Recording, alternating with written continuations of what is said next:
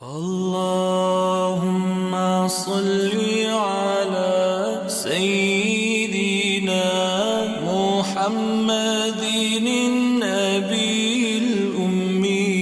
تمہیں کیا ہو گیا ہے کہ تم اللہ کے راستے میں قتال نہیں کرتے، جبکہ مجبور، کمزور، مقہور مرد، بچے، بوڑھے تمہیں مدد کے لیے پکار رہے ہیں اور دعا کر رہے ہیں کہ اے رب کریم، اس شہر کے لوگ بہت ظالم ہیں، ہمیں ان کے ظلم سے نجات عطا فرما اور ہمیں اپنی جناب سے کوئی مددگار، کوئی نگہبان عطا کرے۔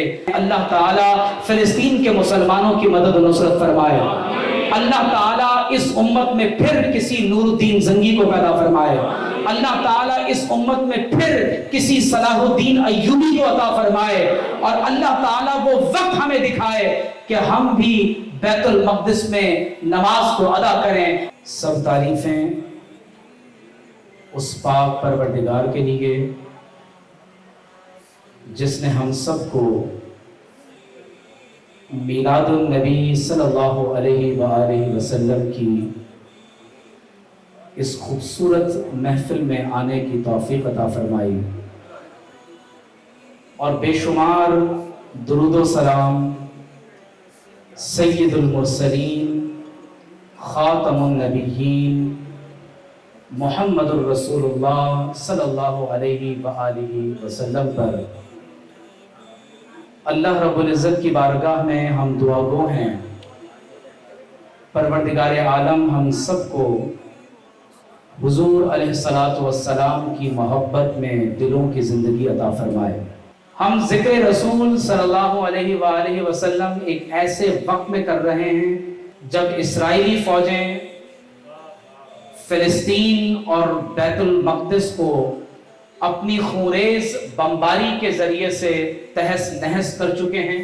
پورا عالم اسلام پوسٹ کولونیل پیریڈ میں بیلکنائزیشن کا شکار ہو کر ٹکڑے ٹکڑے ہو چکا ہے۔ جہاں ہمارے ملک میں شدید پولیٹیکل انریسٹ ہے، اکنامک ڈی اسٹیبلائزیشن ہے، لوگ ڈی مورلائزیشن کے بعد کرائسس میں مبتلا ہیں، اور ایسے وقت میں اگر تمام وکلاء ایک ساتھ مل کر محمد الرسول اللہ صلی اللہ علیہ وآلہ وسلم کے ذکر سے اپنے دلوں کو روشن کر رہے ہیں اور امت کو حضور کی اتباع، اطاعت اور محبت کا پیغام جا رہا ہے، تو میں یہ سمجھتا ہوں کہ اس وقت اس محفل کا سجانا یہ بہت بر وقت ہے، اور یقیناً ہم سب کی نجات محمد الرسول اللہ صلی اللہ علیہ وسلم کی طرف رجوع کرنے میں ہی ہے۔ آپ علیہ السلام نے فرمایا تھا کہ ان قریب میری امت پر ایک ایسا زمانہ آئے گا جب اطراف و اکناف عالم سے افواج میری امت پر حملہ آور ہوں گی، اور فرمایا کہ وہ ایک دوسرے کو امت پر حملہ کرنے کی دعوت ایسے دیں گے کما تداعی الاکلۃ الی قصعتھا، جیسے بھوکے لوگ کھانے کے لیے دسترخوان پر ایک دوسرے کو دعوت دیتے ہیں۔ آپ ملاحظہ کیجئے کہ جس طرح اسرائیل کے صدر اور پرائم منسٹر نے پریس کانفرنسز کرتے ہوئے واضح طور پر یہ کہہ دیا ہے کہ وہ یونائٹڈ نیشنز کے کسی ٹو اسٹیٹ سولوشن کو تسلیم نہیں کرتے۔ International humanitarian law, Geneva conventions اور ہیگ کنونشنز کی براہ راست مخالفت کے باوجود ان کا کہنا یہ ہے کہ ہم غزہ اور فلسطین میں بسنے والے تمام مسلمانوں کو اس خطے سے مٹا کر یہاں دا پرامس لینڈ جینیسس 15:18 کے مطابق ہم اپنے نظام زندگی کو نافذ کرنا چاہتے ہیں۔ یہ واضح طور پر پوری امت مسلمہ کے خلاف ڈکلریشن آف وار ہے۔ حضرت ابراہیم علیہ السلام نے اپنے ایک بیٹے اسماعیل علیہ السلام کو مکہ مکرمہ میں اپنی والدہ کے ساتھ چھوڑا، اور بیٹے اسماعیل علیہ السلام کے ساتھ طوفان نوح کے بعد خانہ کعبہ کی تعمیر فرمائی۔ اور اپنے دوسرے بیٹے اسحاق علیہ السلام کو بیت المقدس میں چھوڑا، اور ان کی آئندہ آنے والی نسل جسے بنی اسرائیل کہا جاتا ہے، انہوں نے بیت المقدس کی تعمیر کی، اور ان دونوں عبادت گاہوں میں اسی طرح ملت ابراہیم کے مطابق اللہ تعالیٰ کی عبادت کا سلسلہ جاری رہا۔ لیکن جب اللہ کے آخری نبی محمد الرسول اللہ صلی اللہ علیہ وآلہ وسلم کی بعثت ہو گئی، سورت ہے بنی اسرائیل، واقعہ معراج کے فوراً بعد ہجرت سے قبل اللہ تعالیٰ فرماتا ہے سبحان الذی اسری بعبدہ لیلا من المسجد الحرام الی المسجد الاقصی، پاک ہے وہ ذات جو رات کے تھوڑے حصے میں اپنے بندہ کامل کو مسجد حرام سے مسجد اقصی تک لے گیا۔ اس میں اس بات کا اعلان تھا کہ ختم نبوت کے عقیدے کے بعد اب مسجد حرام ہو یا مسجد اقصی ہو، ان دونوں عبادت گاہوں میں اللہ کی عبادت اس طرز کے مطابق ہوگی جو محمد الرسول اللہ نے تعلیم فرمائی، کیونکہ یہ دونوں عبادت گاہیں ریسزم کی بنیاد پر وجود میں آنے والی عبادت گاہیں نہیں ہیں کہ کسی کو بنو اسماعیل اور کسی کو بنو اسرائیل کے ساتھ خاص کر دیا جائے۔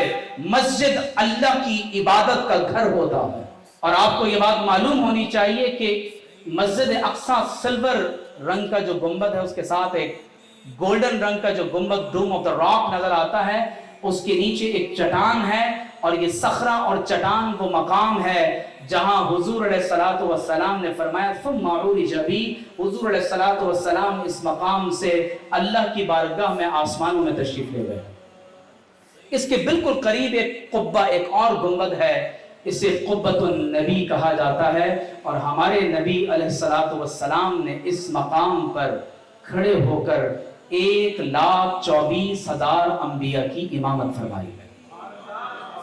تو اسی لیے مسجد حرام اور مسجد اقصی کے بعد، مسجد نبوی کے بعد، اگر مسلمانوں کے لیے کوئی مقدس ترین مقام اس روئے زمین پر ہے تو وہ مسجد اقصی ہے، اور یہ تمام تر نسبتیں ہمارے نبی علیہ السلام کے قدم شریف کے لگنے کی وجہ سے ہیں۔ قرآن مجید میں اللہ تعالیٰ نے اپنے نبی حضرت مسیح علیہ السلام کے بارے میں فرمایا وَالسَّلَامُ عَلَيَّ يَوْمَ وُلِدْتُ وَيَوْمَ أَمُوتُ وَيَوْمَ أُبْعَثُ حَيًّا۔ حضرت عیسیٰ بن مریم علیہ السلام اپنی ولادت کے وقت فرما رہے ہیں کہ سلام ہو مجھ پر، آپ اپنے اوپر سلام خود بھیج رہے ہیں، اور 3 دنوں کے ساتھ اس سلام کو خاص کر رہے ہیں وَالسَّلَامُ عَلَيَّ يَوْمَ وُلِدْتُ، سلام ہو مجھ پر اس دن جس دن میری ولادت ہوئی۔ یہ قرآن میں لکھا ہوا ہے، اور مجھے بآواز بلند جواب چاہیے، جس دن کسی نبی کی ولادت ہو اس دن کو کیا کہا جاتا ہے؟ میلاد النبی۔ بآواز بلند بولیں، میلاد النبی کہا جاتا ہے۔ تو حضرت عیسیٰ فرما رہے ہیں وَالسَّلَامُ عَلَيَّ، سلام ہو مجھ پر اس دن جس دن میری ولادت ہوئی۔ معلوم یہ ہوا کہ جس دن نبی کی ولادت کا وقت ہو ان پر درود اور سلام بھیجنا یہ خود اللہ کے نبی کی سنت ہے۔ آپ ایک اور مقام پر دیکھیے کہ سورۃ البلد میں اللہ فرماتا ہے لا اقسم بہذا البلد۔ کفار کے تمام تر اعتراضات کے اللہ تعالیٰ نے جوابات دیے۔ یہ کاہن، مجنون اور شاعر کہتے ہیں نعوذ باللہ، یہ آپ علیہ السلام پر افتراء اور کذب کا الزام لگاتے ہیں۔ فرمایا لا، میں ان تمام لوگوں کے اعتراضات کو رد کرتا ہوں، اقسم بہذا البلد، میں اس شہر مکہ کی قسم اٹھاتا ہوں۔ کیوں؟ وَأَنْتَ حِلٌّ بِهَذَا الْبَلَدِ، کیونکہ یا رسول اللہ صلی اللہ علیہ وسلم آپ اس شہر مکہ میں مقیم ہیں۔ اس کے بعد کیا فرمایا؟ وَوَالِدٍ وَمَا وَلَدٍ، اور مجھے قسم ہے والد کی، اور مجھے قسم ہے اس بچے کی جس کی ولادت ہوئی۔ تو مجھے بتائیں کہ یہاں والد سے مراد کون ہے؟ شہر مکہ کی قسم اٹھا کر وجہ علت اللہ نے یہ بتائی کہ یا رسول اللہ آپ یہاں مقیم ہیں، تو معلوم یہ ہوا کہ اللہ تعالیٰ نے حضرت عبداللہ کی بھی قسم اٹھائی اور حضور علیہ السلام کی ولادت کی بھی قسم اٹھائی۔ تمام انبیاء علیہم السلام وسلام علی المرسلین، ان پر سلام ہو، لیکن جب اللہ کے آخری نبی محمد الرسول اللہ صلی اللہ علیہ وسلم پر درود کی باری آتی ہے تو اللہ نے فرمایا ان اللہ وملائکتہ یصلون علی النبی، بے شک اللہ اور اس کے تمام فرشتے اللہ کے نبی پر درود بھیجتے ہیں۔ یاد رکھیں کہ جب آپ اللہ کو یا رحمان کہتے ہیں یا رحیم کہتے ہیں، الملک القدوس السلام کہتے ہیں، تو اللہ تعالیٰ اپنی انہی صفات کے ساتھ آپ پر اپنی رحمتیں نازل فرماتا ہے۔ لیکن جب آپ یا اللہ کہتے ہیں تو اللہ رب کریم اپنی جمیع صفات کے ساتھ آپ پر اپنی رحمتیں نازل فرماتا ہے۔ تو حضور علیہ السلام کے بارے میں اللہ نے یہ نہیں فرمایا کہ رحمان درود بھیجتا ہے، رحیم درود بھیجتا ہے، اللہ نے فرمایا ان اللہ وملائکتہ، مراد یہ ہے کہ اللہ تعالیٰ اپنی جمیع صفات کے ساتھ محمد الرسول اللہ پر درود و سلام بھیجتا ہے صلی اللہ علیہ وسلم۔ یا ایھا الذین آمنوا صلوا علیہ وسلموا تسلیما، اے ایمان والو تم ہمارے نبی پر درود بھیجو اور ہمارے نبی پر بہت بہت سلام پڑھا کرو۔ بآواز بلند درود شریف کا نذرانہ پیش فرمائیں، اللہم صلی علی سیدنا و مولانا محمد وعلی آلہ و اصحابہ وبارک وسلم۔ میں چند درود و سلام سے متعلق احادیث بیان کر کے میں اپنی بات کو مکمل کر رہا ہوں۔ بہت خوبصورت حدیث ہے اور اس حدیث کو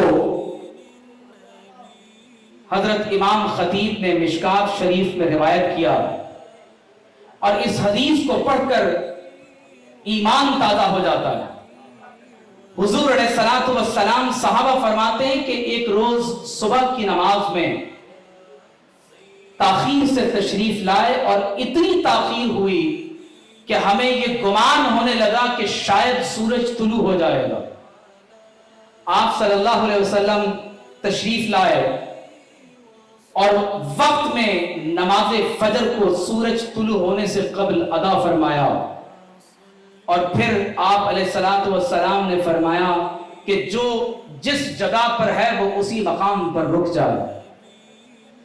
بڑی قابل توجہ بات ہے۔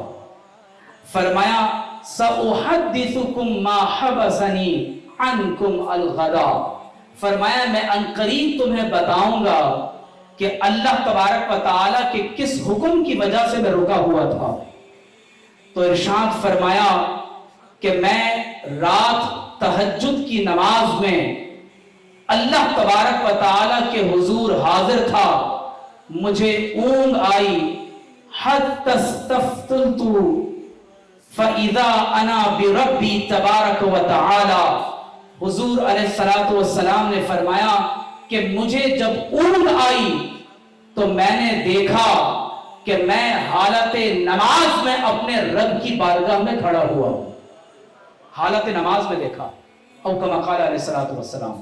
شیخ اکبر محی الدین ابن العربی رحمۃ اللہ علیہ فرماتے ہیں کہ حضور علیہ السلام کو 34 بار معراج ہوئی ہے۔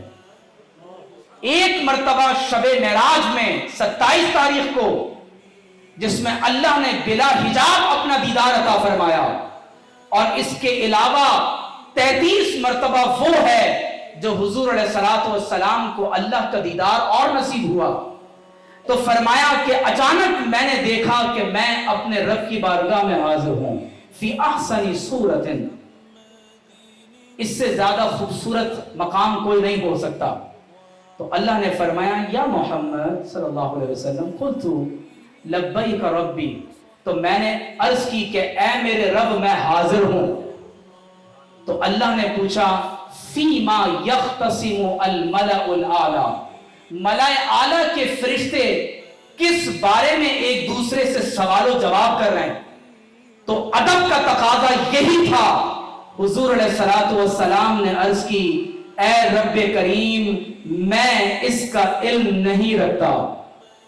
सहाबा किराम से अगर हुजूर अलैहिस्सलातु वस्सलाम ने जुमअतुल मुबारक के दिन के बारे में भी सवाल किया तो सहाबा ने अर्ज की अल्लाहु व रसूलुहु आलम। हुजूर अलैहिस्सलाम ने पूछा महीना कौन सा है, अर्ज की अल्लाहु व रसूलुहु आलम। तो जब अल्लाह ने पूछा कि फरिश्ते क्या बात कर रहे हैं तो ला अदरी ए रब्बे करीम मैं इसका इल्म नहीं रखता। हदीस के लफ्ज समाप्त कीजिएगा। हुजूर अलैहिस्सलातु वस्सलाम फरमाते हैं क़ाला फरअयतुहु वदअ कफ़्फ़हु बैन कतिफ़ी, फरमाया मैंने अल्लाह ताला का दीदार किया कि उसने अपनी शान के मुताबिक अपना दस्ते कुदरत मेरे दोनों कंधों के दरमियान मेरी मोहर नबूवत पर रखा। ये हदीस के लफ्ज हैं। और फिर हुजूर अलैहिस्सलातु वस्सलाम फरमाते हैं यहां तक कि मैंने उसकी ठंडक को अपने सीने में महसूस किया। फतजल्ला ली कुल्लु शैइन व अरफ्तु, फरमाया कि जब अल्लाह ने अपना दस्ते कुदरत मेरे कंधों के दरमियान में रखा तो अल्लाह तबारक व तआला की कायनात का जर्रा जर्रा मेरे सामने रोशन हो गया और अल्लाह ने मुझे कुल इल्म अता फरमा दिया। हुजूर अलैहिस्सलातु वस्सलाम फरमाते हैं कि अल्लाह ने फिर पूछा कि या रसूल अल्लाह, या मोहम्मद सल्लल्लाहु अलैहि वसल्लम, फरिश्ते किस बारे में बात कर रहे हैं। तो अब हुजूर अलैहिस्सलातु वस्सलाम फरमाते हैं कुल्तु फिल कफ़ारात, ऐ रब्बे करीम वो काम जो गुनाहों को मिटा देते हैं, फरिश्ते उन बातों के बारे में बात कर रहे हैं। तो अल्लाह ने पूछा मा हुन्ना, वो क्या हैं।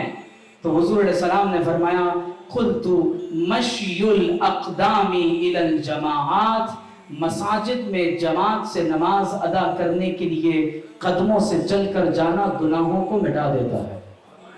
वल जुलूसु फिल मसाजिद, मसाजिद में बैठना बाद सलावात, नमाज के बाद गुनाहों को मिटा देता है। सर्दी के मौसम में पूरा वुजू करना गुनाहों को मिटा देता है। तो अर्ज की ए रब्बे करीम दर्जात ये हैं कि इताम ताम खाना खिलाना, वलीनुल कलाम नरमी से बात करना, वस्सलातु बिल्लैली वन्नासु नियाम, और जब रात को लोग सो चुके हों तो नरम गरम बिस्तर को छोड़कर अल्लाह की इबादत के लिए खड़े हो जाना। तो फिर अल्लाह ने फरमाया आप सवाल कीजिए आपको अता किया जाएगा। तब हुजूर ने जो दुआ तालीम फरमाई है, हो सके तो इस दुआ को अपना वजीफा बना लें। अल्लाहुम्मा इन्नी अस्अलुका फ़िअलल खैरात, ऐ अल्लाह मैं तुझसे नेकी के कामों का सवाल करता हूँ।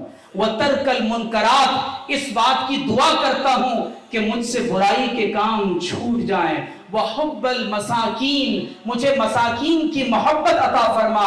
व अन तग़फ़िरली, रब्बे करीम मेरी मग़फ़िरत फरमा दे। व तरहमनी, मुझ पर रहम फरमा। और जब तू अक़वाम को फितरों में डाल दे तो रब्बे करीम मुझे ईमान पर मौत अता फरमा। हदीस में है कि जब किसी दुआ पर आमीन कहा जाए तो फरिश्ते उस पर कबूलियत की मोहर लगा देते हैं। फिर फरमाया अस्अलुका हुब्बक, ऐ अल्लाह मैं तुझसे तेरी मोहब्बत का सवाल करता हूँ।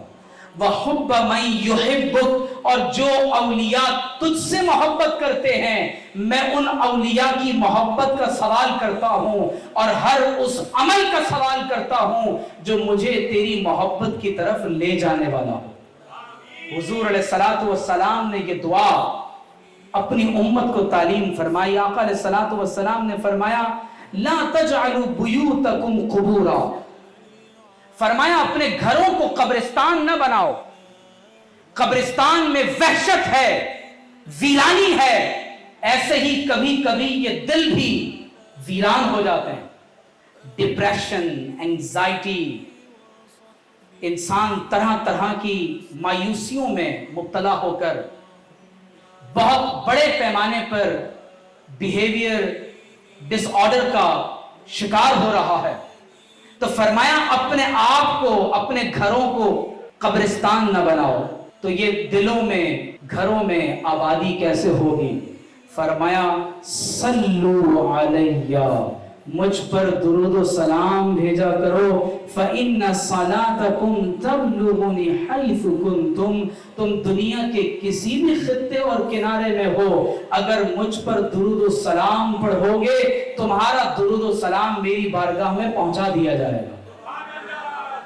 اور ایک حدیث میں تو یہاں تک ہے کہ جب کوئی درود اور سلام پڑھتا ہے تو فرشتے عرض کرتے ہیں کہ یا رسول اللہ، فلاں بن فلاں بن فلاں نے آپ کی خدمت میں درود و سلام کا تحفہ پیش فرمایا۔ ہمارے باپ اور دادا کا نام لے کر حضور علیہ الصلوۃ والسلام کی بارگاہ میں ہدیہ درود پیش کیا جاتا ہے، اور فرمایا ان للہ ملائکۃ، اللہ تعالیٰ کے کچھ فرشتوں کا کام ہی یہی ہے، سیاحین فی الارض، وہ زمین میں گھومتے پھرتے رہتے، سیاح ہیں، کبھی اس مقام پر کبھی اس مقام پر، اور ان کا کام صرف ایک ہے، وہ ان محافل کو تلاش کرتے ہیں جہاں حضور علیہ الصلوۃ والسلام کا ذکر ہو رہا ہو۔ آپ کو اپنی قسمت پر رشک نہیں آتا کہ یہ محفل جو حضور علیہ الصلوۃ والسلام کے درود و سلام کے لیے، ذکر میلاد کے لیے، سیرت کے پہلوؤں کو بیان کرنے کے لیے انعقاد پذیر ہے، حضور کا وعدہ ہے کہ اللہ کے فرشتے ان مجالس کو تلاش کرتے ہیں، اور جو جو حضور پر درود پڑھتا ہے، حضور علیہ السلام کے امتیوں کا سلام حضور کی بارگاہ میں پہنچا دیتے ہیں۔ میں اپنی بات کو ان دو احادیث پر مکمل کر رہا ہوں، اور بہت خوبصورت احادیث ہیں، اور اس سے یقیناً ہمارے ایمان میں تازگی پیدا ہوگی۔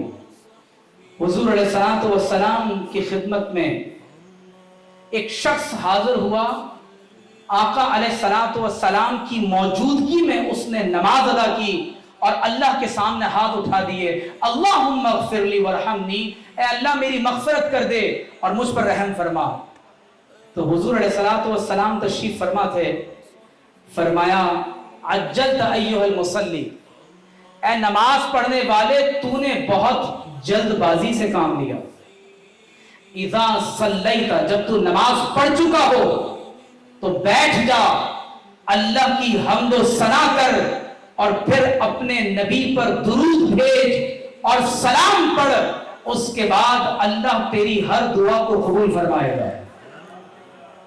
اور ایک حدیث میں یہاں تک ہے کہ فاروق اعظم فرماتے ہیں کہ ان الدعاء موقوف بین السماء والارض، دعا آسمان اور زمین کے درمیان معلق رہتی ہے۔ فرمایا یہ دعا اس وقت تک اللہ کی بارگاہ میں حاضری کا اذن پاتی ہی نہیں ہے جب تک حضور پر درود و سلام نہ پڑھ لیا جائے۔ بخاری اور مسلم کی حدیث ہے کہ حضور علیہ الصلوۃ والسلام نے ارشاد فرمایا،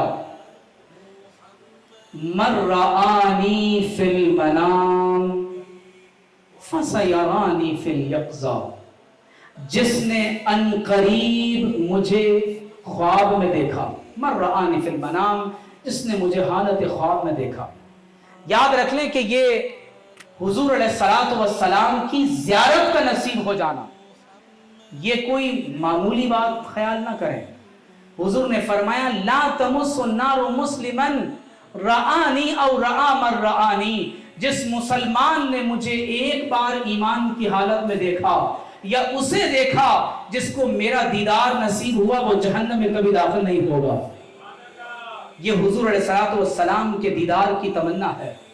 اور فرمایا کہ جس نے مجھے حالت خواب میں دیکھا فَسَيَرَانِي فِي الْيَقْظَةِ، فرمایا ان قریب اللہ اسے حالت بیداری میں بھی میرا دیدار عطا فرمائے گا۔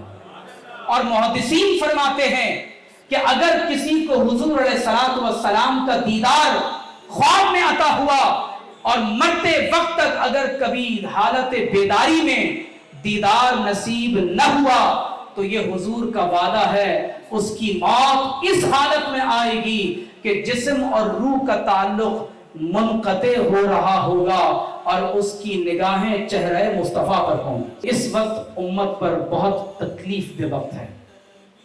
حضور علیہ الصلوۃ والسلام نے فرمایا تھا کہ یہ امت ایک جسم کی مانند ہے. ہمارے وہ تمام نوجوان دوست احباب متعلقین جو زندگی کے کسی بھی شعبے سے تعلق رکھتے ہوں، بالخصوص وکلاء، ججز، یہ پورا معاشرہ ان افراد سے مل کر ہی تخلیق پاتا ہے، مکمل ہوتا ہے. آج پوری دنیا میں بہت واضح طور پر لائن آف ڈیمارکیشن کھنچ چکی ہے. کوئی انسان مسلمان ہو یا نہ ہو، فلسطینیوں کے درد کو محسوس کرنے کے لیے انسان ہونا کافی ہے.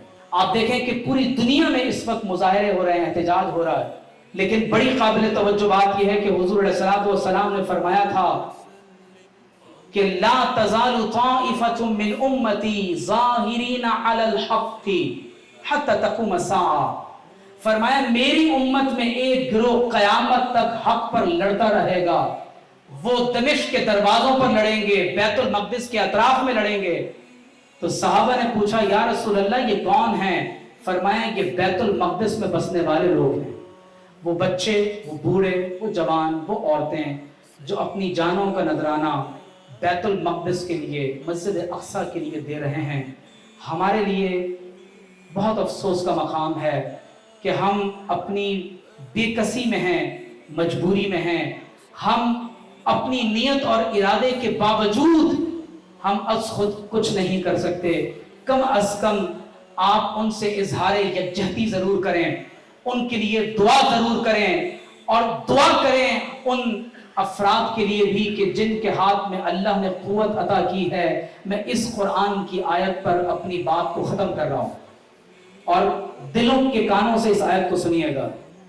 فرمایا وَمَا لَكُمْ لا تقاتلون فی سبیل اللہ. تمہیں کیا ہو گیا ہے کہ تم اللہ کے راستے میں قتال نہیں کرتے. والمستضعفین من الرجال والنساء والولدان الذین یقولون ربنا اخرجنا من هذه القرية الظالم اهلها واجعل لنا من لدنك ولیا واجعل لنا من لدنك نصیرا. تمہیں کیا ہو گیا ہے کہ تم اللہ کے راستے میں قتال نہیں کرتے جبکہ مجبور، کمزور، مقہور مرد، بچے، بوڑھے تمہیں مدد کے لیے پکار رہے ہیں اور دعا کر رہے ہیں کہ اے رب کریم اس شہر کے لوگ بہت ظالم ہیں، ہمیں ان کے ظلم سے نجات عطا فرما اور ہمیں اپنی جناب سے کوئی مددگار، کوئی نگہبان عطا کرے. آپ بآواز بلند آمین کہیں. اللہ تعالیٰ فلسطین کے مسلمانوں کی مدد و نصرت فرمائے. اللہ تعالیٰ اس امت میں پھر کسی نور الدین زنگی کو پیدا فرمائے. اللہ تعالیٰ اس امت میں پھر کسی صلاح الدین ایوبی کو عطا فرمائے.